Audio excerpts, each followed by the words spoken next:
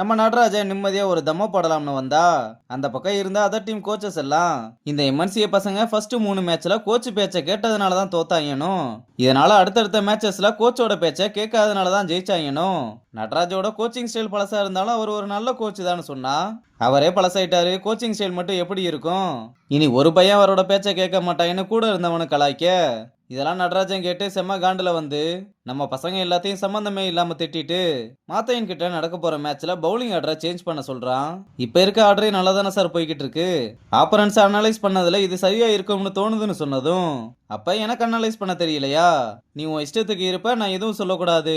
உன்னை சொல்லி குத்த இல்ல, உன் குடும்பத்தை சொல்லணும். கண்டிச்சு வளர்த்திருந்தா இப்படி அலைய மாட்டேன்னு அவங்க அம்மா அப்பா பத்தி பேசினதும் மாத்தை அங்க இருந்து கிளம்ப ட்ரை பண்ண. நான் பேசிக்கிட்டே இருக்கேன், நீ வாட்டுக்கு போறேன்னு ஒரு அற விட, அப்ப ரங்கனும் ருக்மணியும் அங்க வந்து இதை பார்த்து, யாரு உங்களுக்கு ஸ்டூடெண்ட்ஸ் மேல கை வைக்க ரைட்ஸ் கொடுத்தது? ஸ்டூடெண்ட்ஸை ட்ரெயின் பண்றது மட்டும்தான் உங்களோட வேலைன்னு சொல்ல, ஒரு அகாடமியை ஒழுங்கா நடத்த தெரியல, நீ எல்லாம் பேச வந்துட்ட. ஒரு பொம்பளை கையில அகாடமியை கொடுத்தா இப்படிதான் இருக்கும்னு சொல்லும் போதே ரங்கம் கடுப்பாகி அவனோட சட்டையை பிடிச்சு இன்னொரு வார்த்தை பேசினா உன் வாயை உடச்சிருவேன்னு சொல்றான். ருக்மணியும் இந்த பொம்பளை நினைச்சா உன் கேரியரே காலியாயிரும்னு தெரியும்ல, உன்னை இப்பவே ஃபயர் பண்றேன், அப்படியே ஓடி போயிருன்னு அவனை வேலையை விட்டு தூக்குனதும் ஓவரா சவுண்டு விட ஆரம்பிக்கிறான். ரங்கனும் காது வலிக்குதுராம இருன்னு அவனை பிடிச்சு தள்ளி விட்டதும் பசங்க எல்லாருமே மாத்தையனுக்கு என்னாச்சுன்னு வந்து பாக்குறாங்க. அப்ப ரங்கன் போறவனை கூப்பிட்டு பாய் சொல்லி விஜய் ஸ்டைல ஒரு கிஸ்ஸ போட்டு அனுப்பிவிட அவனுமே செம காண்டுல அங்க இருந்து கிளம்புறான்.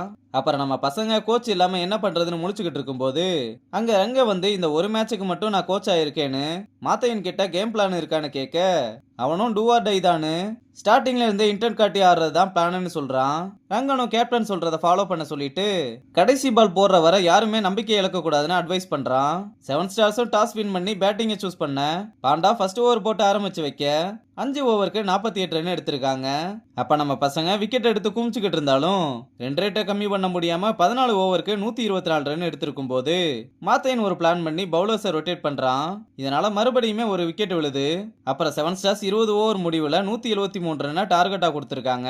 இதனால நம்ம பசங்களும் குவாலிஃபை ஆக பெட்டர் ரன் ரேட்ல எப்படி ஜெயிக்கிறதுன்னு தெரியாம இருக்க ரங்கனும் அது ரொம்ப ஈஸி தானு, 20 ஓவர் மேட்சை 14 ஓவரா ட்ரீட் பண்ணுங்க, அவ்வளவுதான்.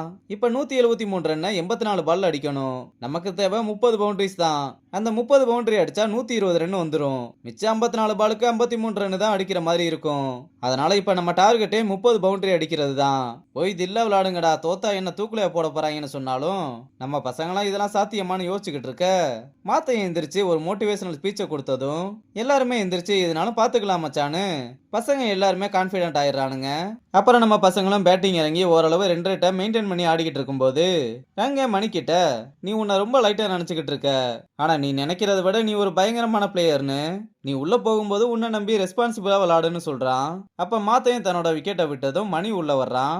அவனும் போட்ட மொதல் பாலை 6 அடிச்சு ஸ்டார்ட் பண்ண அடுத்தடுத்து போடுற பால் எல்லாம் அடி பொழந்து 14வது ஓவர் லாஸ்ட் பால்ல 6 அடிச்சா எம்என்சிஏ குவாலிஃபை ஆயிரும்.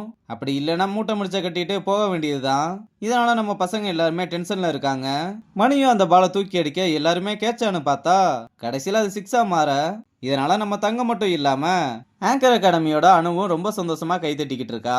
டோர்னமெண்ட் முடிஞ்சதுக்கு அப்புறம் எல்லாருமே கூப்பிட்டு வச்சு பாய்ஸ் டீம்ல பிளேயர் ஆஃப் த டோர்னமெண்ட் அவார்டை நம்ம மாப்பிள்ள வந்து துளசி கையால வாங்குறான். அடுத்து கேர்ள்ஸ் டீம்ல பிளேயர் ஆஃப் த டோர்னமெண்ட் நம்ம தங்கத்தை சொன்னதும் பசங்க எல்லாருமே துள்ளி குதிச்சு வாழ்த்துக்கள் சொல்றாங்க. தங்கமும் ரொம்ப சந்தோஷமா போய் அவார்டு வாங்குறத பார்த்து அவளோட அம்மா அப்பாவும் ரொம்ப சந்தோஷப்படுறாங்க. அப்புறம் அடுத்தடுத்து ஒவ்வொரு பிளேயர்ஸுக்கும் அவார்டை கொடுத்து முடிச்சதும் துரை எந்திரிச்சு எல்லாருமே ரொம்ப நல்லா விளையாண்டீங்கன்னு நெக்ஸ்ட் ரவுண்டுக்கு குவாலிஃபை ஆயிருக்க டீம் அனௌன்ஸ்மெண்ட் பண்றாரு.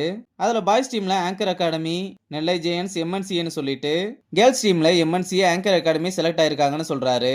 அப்புறம் துளசியும் செலக்ட் ஆன டீம்ஸ் எல்லாத்துக்குமே வாழ்த்துக்கள் சொல்லிட்டு நம்ம ரங்கனை பார்த்து தலையாடிட்டு போறாங்க.